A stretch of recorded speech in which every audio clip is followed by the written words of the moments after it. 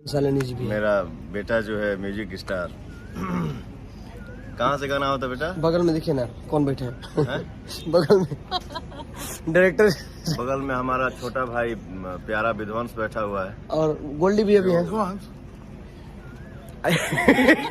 सौभाग्य होता है कि किसी भी आर्टिस्ट का नाम चेंज करके ऑडियंस को, चलिए। कलाकार वही होता है जो अतरंगी होता है, आड़ा टेढ़ा होता है। चलिए तालियां।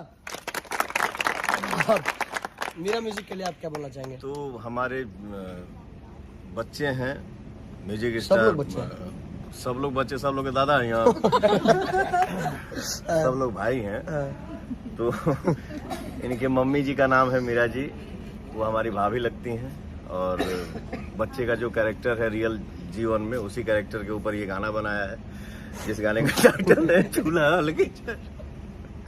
तो चूल्हा अलगे जरी बहुत जल्द आ रहा है मीरा बहुत म्यूजिक। प्यारा सॉन्ग है और ये शालिनी जी